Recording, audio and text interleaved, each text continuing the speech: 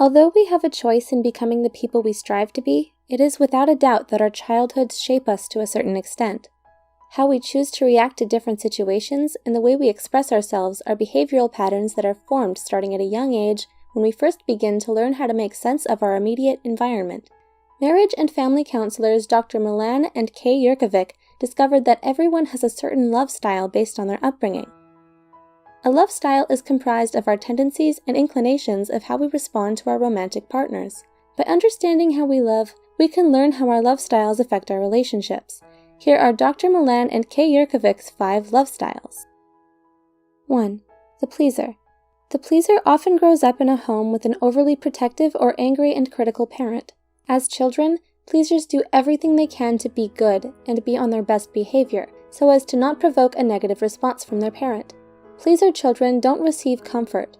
Instead, they spend their time and energy giving comfort to their reactive parent. Pleasers are uncomfortable with conflict and deal with disagreements by often giving in or making up for them quickly. They usually have a hard time saying no, and because they want to minimize conflict, they may not be truthful and lie to avoid difficult confrontations. As pleaser children grow into adults, they learn to read the moods of others around them to make sure they can keep everyone happy. However, when pleasers feel stressed or believe that they are continuously letting someone down, they can have a breakdown and flee from relationships.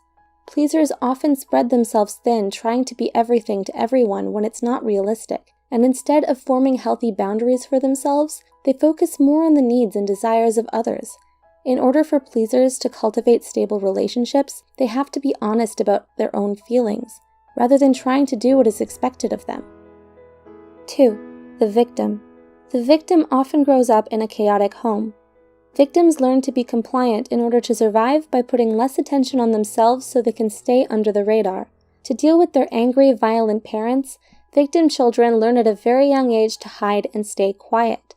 Because being fully present is painful for them, victim children often build an imaginary world in their heads to cope with the dangers they face on a daily basis. Victims have low self-esteem and usually struggle with anxiety and depression. They may end up marrying controllers who mirror the same behaviors as their parents. Victims learn to cope by being adaptable and going with the flow. They are so used to chaos and stressful situations that when they do experience calmness, it actually makes them feel uneasy because they anticipate the next blow-up. In order for victims to cultivate healthy, stable relationships, they have to learn self-love and stand up for themselves when a situation calls for it, instead of letting their partner walk all over them. 3. The controller. The controller usually grows up in a home where there wasn't a lot of protection, so they learn to toughen up and take care of themselves. They need to feel in control at all times to prevent the vulnerability they experienced in their childhood from being exposed in their adulthood.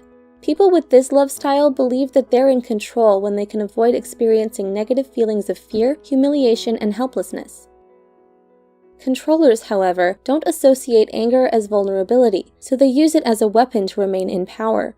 Controllers have rigid tendencies, but may also be sporadic and unpredictable. They don't like stepping out of their comfort zones because it makes them feel weak and unprotected.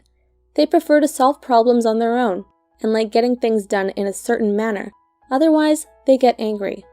In order for controllers to form stable, long-lasting relationships, they need to learn how to let go, trust others, and keep their anger at bay. 4. The vacillator. The vacillator often grows up with an unpredictable parent. As children, vacillators learned that their needs aren't their parents' top priority.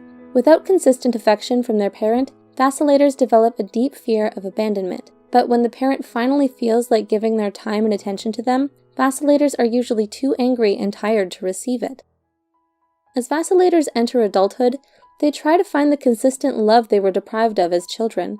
Vacillators have a tendency to idealize new relationships, but once they feel let down or disappointed, they grow dejected and doubtful. They often feel misunderstood and experience a lot of internal conflict and emotional stress within their relationships. They can be extremely sensitive and perceptive, which allows them to detect even the slightest change in others and know when people are pulling away. In order for vacillators to cultivate healthy, stable relationships, they need to learn how to pace themselves and get to know someone before committing too soon and getting hurt by their own expectations. 5. The avoider. The avoider often grows up in a less affectionate home that values independence and self-reliance. As children, avoiders learn to take care of themselves starting at a very young age and put their feelings and needs on hold to deal with their anxieties of having little to no comfort from their parents. Avoiders tend to like their space and rely on logic and detachment more than their emotions. They get uncomfortable when people around them experience intense mood swings. In order for avoiders to cultivate healthy, long-lasting relationships, they need to learn how to open up and express their emotions honestly. Which love style do you identify with? Please share your thoughts with us below. Also, we love to give special thanks to our sponsors, BetterHelp, an affordable online counseling platform for those who are struggling with mental health. If you're interested, we've included a link in the description below.